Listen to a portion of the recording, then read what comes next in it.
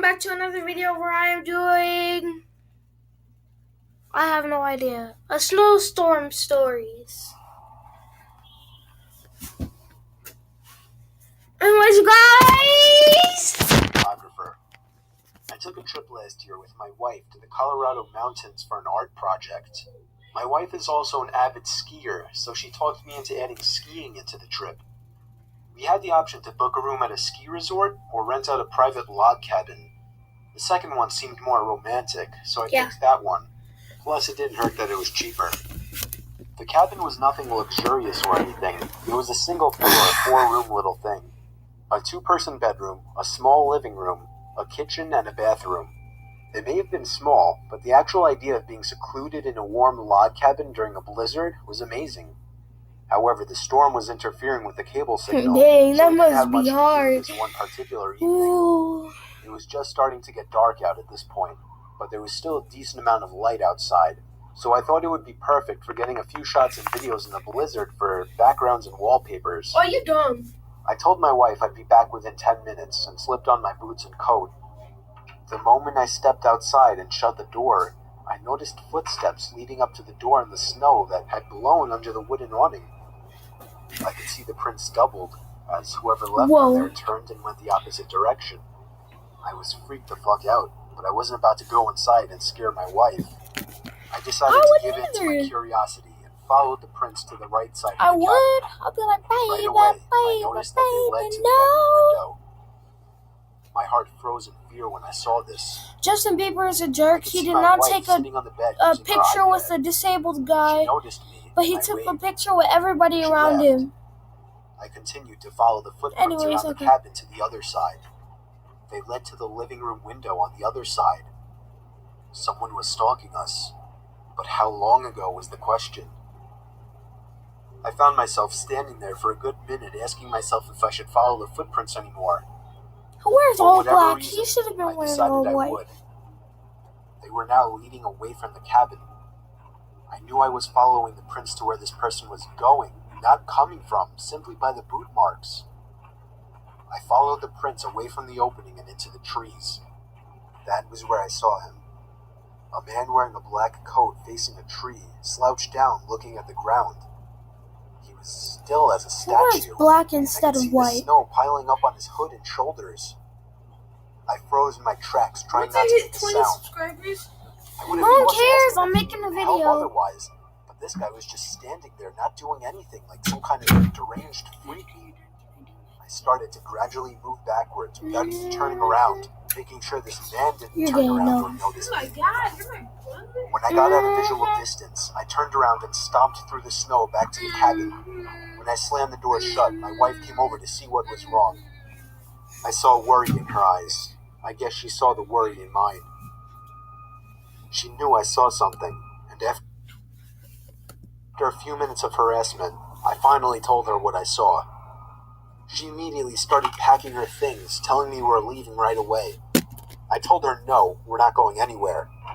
I would not get a refund for leaving early, and I wasn't about to up and leave just because some weird guy was walking around outside. She made a point of locking both locks on the door and making sure all of the windows were sealed shut. For the rest of the night, we read stuff on our iPads. I reviewed the pictures and videos I had taken so far. We turned out the lights early, as there wasn't much else to do. What if he's still out there? I remember my wife asking me. There's no way he's still out there, I then assured her. Oh yeah, right there. Listening to the wind blowing outside, along with the small flakes of snow hitting the windows, was strangely relaxing, and I knew I'd be able to fall asleep quickly. Except if it wasn't for the knock at the bedroom window. We were both still awake, and we both knew it was a knock from a person. I ushered my wife out of bed and out into the living room without turning on any lights. There was nothing to use as a weapon whatsoever. Our only option was to run before something might happen. I told my wife we'd have to forget our luggage and make a dash for the Jeep. We slipped on our boots and coats in the dark in a matter of seconds, and when we heard a knock at the living room window from the opposite side of our car, we took that opportunity to run. I pressed the unlock button, so grateful I chose to have remote locks on my Wrangler, and we hopped in. The car started with ease, and as soon as the headlights flashed on, the man was standing facing the log cabin on our side now. Not a window, just facing the wall of the cabin in the same position I had seen him in earlier, as if he were hiding his face. We drove to the nearby ski resort without much trouble in the Jeep. We stayed there for the night and went back the next day to the log cabin to collect our things we left behind. He wasn't there.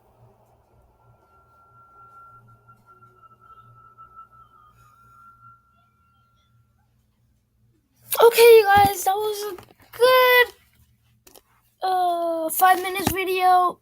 I think we have enough time to start another one. But all my videos are 10 minutes.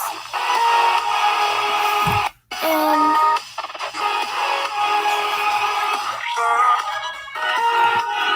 okay. No, 2:14. Wait, what?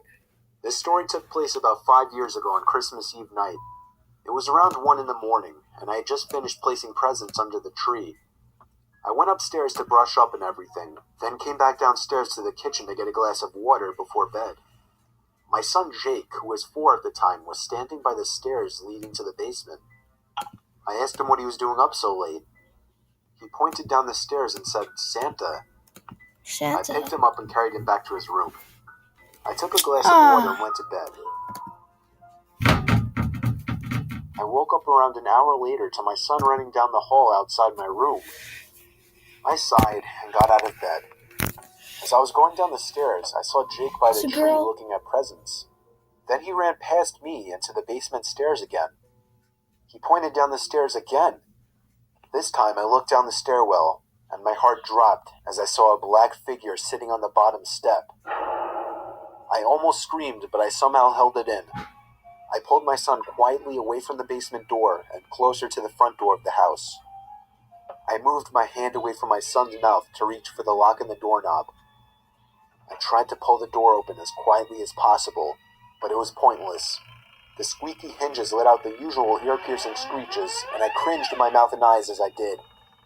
Suddenly, there were heavy stomps coming from up the basement stairs. I screamed and pushed open the storm door and practically threw Jake outside. I shut both doors behind us and we ran to the neighbor's house. I rang the doorbell as fast as possible, probably 30 times before they answered. After that, we went inside and stayed there and waited for the police.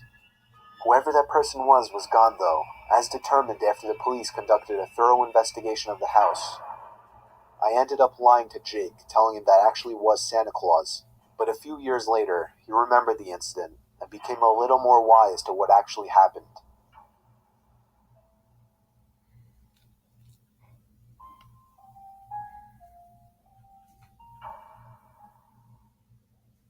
Oh my god! That was Fred Cundy, guys. Phone call, Christmas horror, okay. Guys, think we have time for another video? When a girl We won't finally if this gets that ad ring, doesn't she's get off going the to screen. show it to her mother, her father, her grandmother, her best friend. Okay, guys. Go.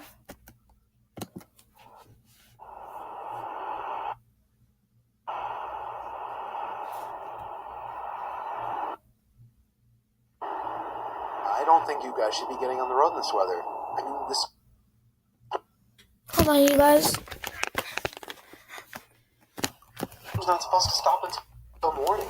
Yeah, I know, but we have to spend time with your grandmother while she's sick. Just don't forget to lock up the doors when we leave. Oh, and if Uncle Joe comes by, just go ahead and let him in. All right. We'll tell Grandma I said feel better. All right, well, we should be back around 5 tomorrow, so we'll see you then. Unknown number. Ugh, must be a sales call. Yeah, you guys, I don't have enough time How for are you? this.